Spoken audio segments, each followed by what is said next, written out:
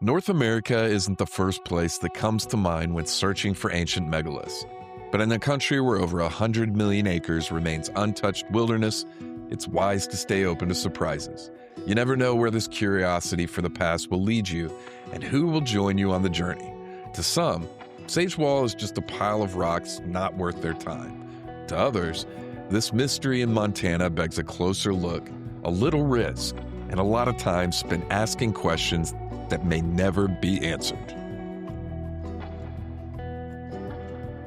The remains of their architectural achievements still puzzle archaeology. Built indeed for the ages, some of the most ancient relics in the world. For the past 4 years, I've been visiting the property of Chris Borden and Linda Welsh, now famous for the Sage Mountain Center. Chris and Linda have owned these 80 acres for over 3 decades, creating the Sage Mountain Center. They built their home in 2 cabins with materials from the land and their own hands. What started off as an off-grid dream turned into something beyond their imaginations when they discovered what is now Sage Wall back in 1996. They have since welcomed hundreds, if not thousands, of people onto their land to share the mystery of this structure and to let people decide for themselves. Is this natural or man-made?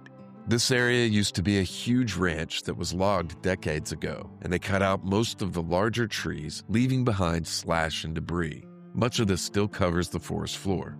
The more difficult trees to harvest were left behind. So what you are looking at is a fairly young forest with 100 to 200-year-old trees. The old growth that survived the logging is upwards of 300 years old. Fortunately, we have a number of those scattered around the property. You will see them along the way of the mountain when hiking. The trail soil that we are walking on is made up of basically 3 parts: decaying trees and organic matter for the top layer, decomposed granite for the bottom layer, called DG, and the boulders underneath it all forming the base layer.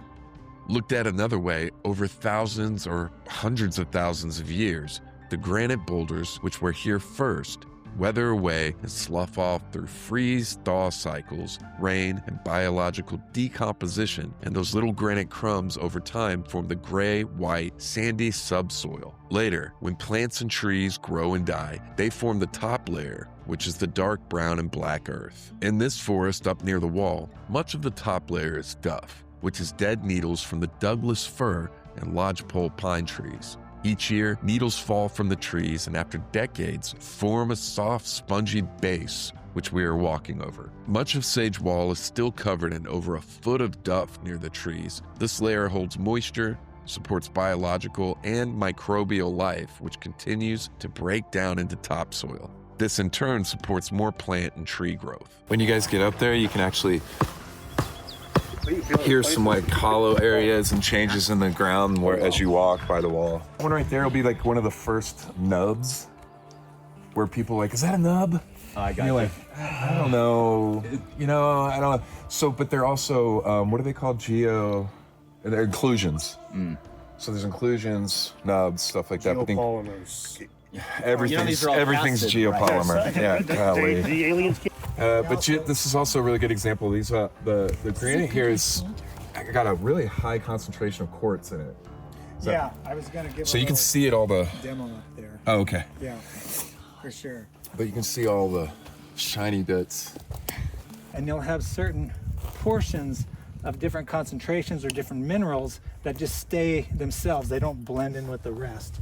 And so then as the rest of the wall weathers away, it tends to remain intact.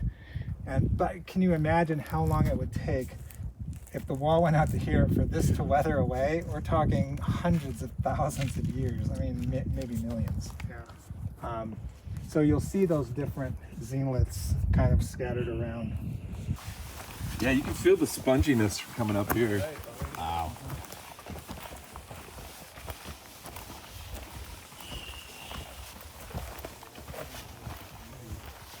I'm putting it on my phone right now. You want to share?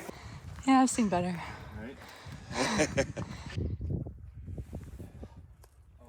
This granite is primarily quartz.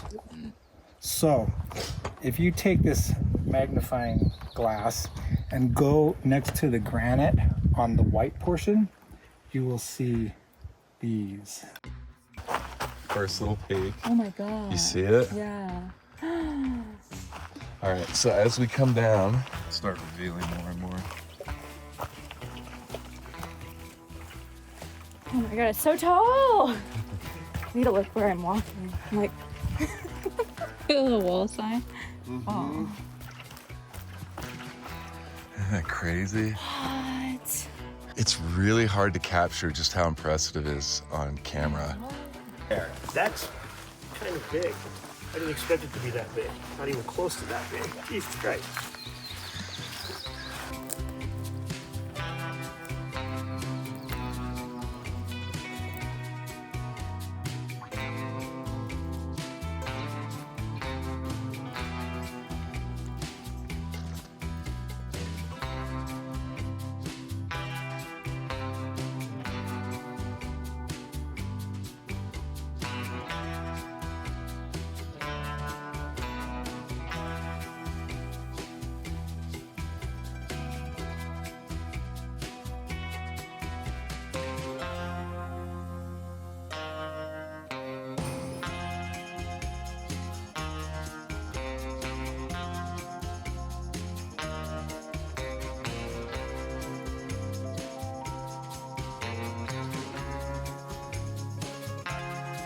No, that's where I want to look next. I want to see where it's flaking like the other ones were. That's just it. It's like this one big long line, right? And the rocks. And then this is what it looks like when it's flaking and pieces are falling. What do you think, brother? Pretty interesting. Check this out. Here's a spot where, here's your smoking gun. It is flaking there, right? But look at how it's flaking as opposed to where it's cracked all the way through. It's like, you can see it fissures off right here. This to me is probably one of the more interesting spots because you can see the thing at work that they're saying that does it, but it doesn't look like it's doing it. Yeah, see that runs up and into the block and stuff. I don't. It's not exactly. It doesn't look the same. I'm no geologist, but it doesn't quite look like the same. But that's as close to it as the rest of the stuff. Don't even look close. Jimmy, what's your initial impression? I'm still gathering my thoughts. I'm impressed. This is neat. This is really cool. Without trying to come to some conclusion, Right? it's clearly worth looking at continuously.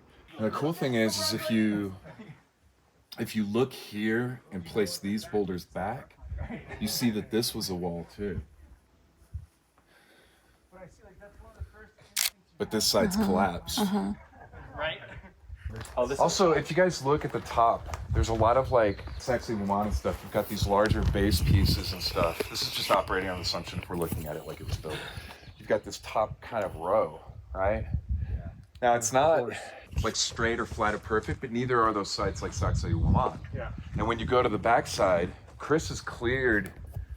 So I was gonna say. So there was somebody that did a Timothy go up Alberina came up here, did a video, and then dismissed it all on one look. On the backside, yes. Because That's why I wanted to see it because all the skeptics go there first. So. His assumption was That's is my that shtick. it doesn't go through. Well, Chris cleared, and they do.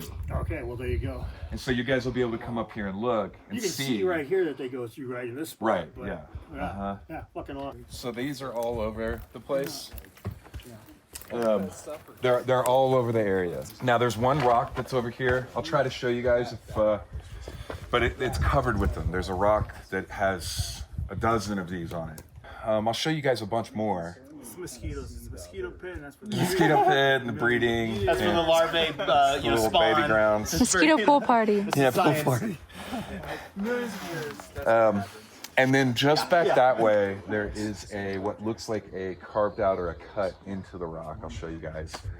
So this is just a working theory, where this is Giant's Playground, this is Tizer Dolmen, this is another one I call Strawberry Dolmen, and it's 34 miles from here to here, and then it's like 7.5 from this point to this point, and then it's like about 14 from Tizer to Giants, and I was like, okay.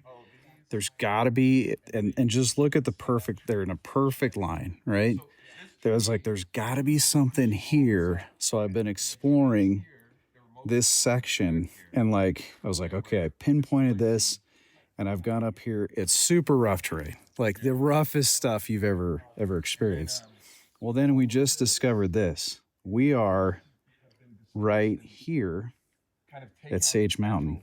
Look. Oh my gosh, that's what I was gonna say. Did you keep follow? That's amazing. So my theory is X marks the spot, is that Giants is like some kind of high energy point, and these all sort of align. So this is one arm of the X, and there's potentially another.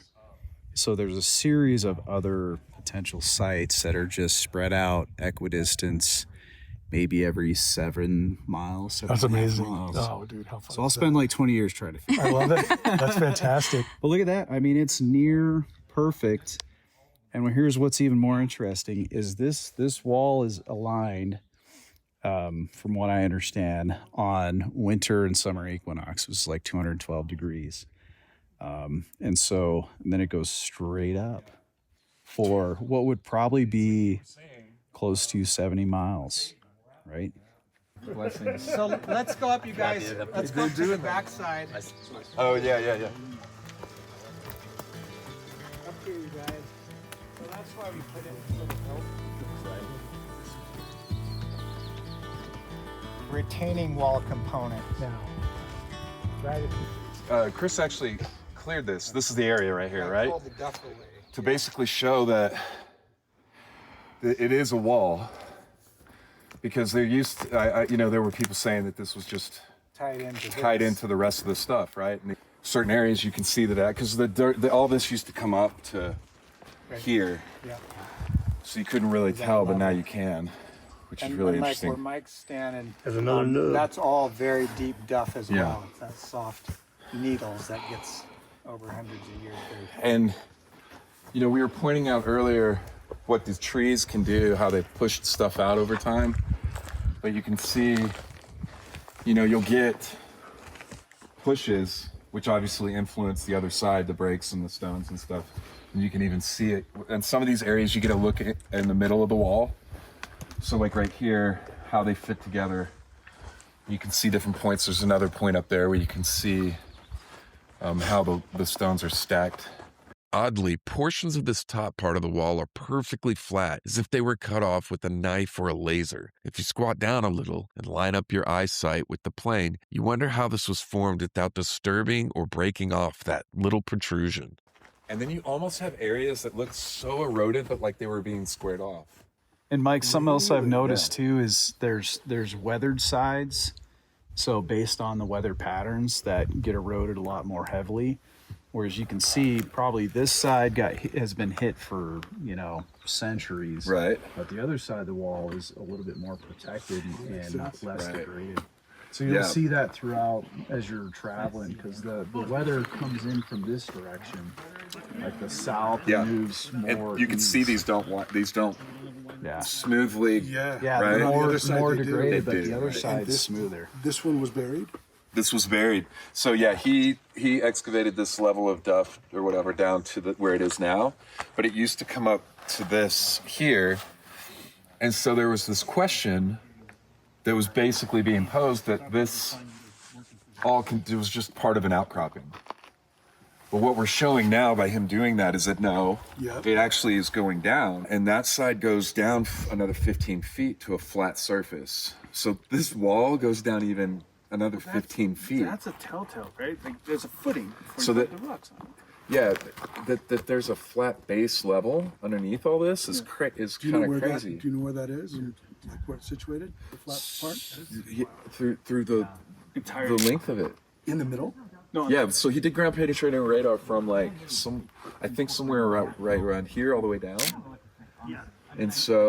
And it goes There's for a the length flat of it. level that's in the middle of these two walls. No. That's underneath. Underneath this wall. Underneath This this is wall. sitting on a base. Oh, It's a footing. It's a footing. Is what it appears to be, yeah. Is it? Does, So there's just foundation. Although the Sage Wall gets most of the attention here, the area surrounding it is worth the visit alone.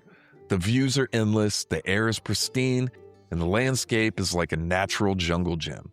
Montana is the perfect place to come explore and get a little lost in the wild. You can really go off the beaten path here and truly find yourself in God's country.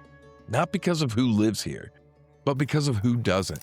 And although this place is like an adult playground, there are no safeguards and the risks are real. So choose your friends wisely. And when you visit Sagewell Mountain Center, be sure to follow the rules, stay on the established trail.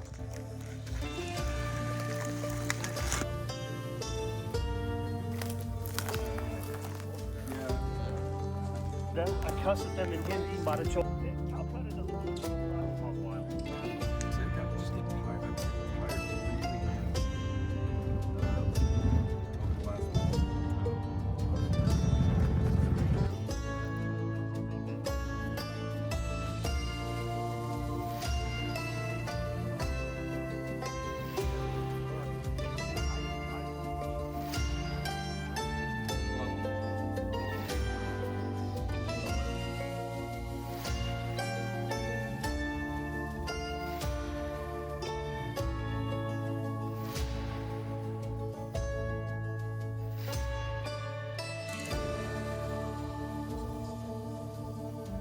If you'd like to come out to Sage Mountain Center and see the Sagewell for yourself, head to their website and book a reservation. Keep in mind, this is their home that you're being welcomed into, so please don't arrive without a reservation and always be respectful of their neighbors and their land. If you'd like to check out some of the scientific findings like the LiDAR images, you can find all of that information on their website as well. And if you happen to be in the area, check out some of the neighboring sites like Giants Playground, Tizer Dolmen, and the Ringing Rocks. I'll include all of the links and coordinates below so you can get out here and experience a Montana adventure for yourself.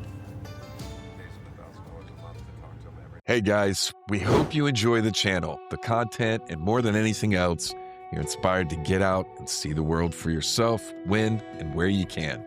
If you want to help us grow and keep making more travel content, make sure to hit that like button and subscribe for more ancient mysteries and adventure travel.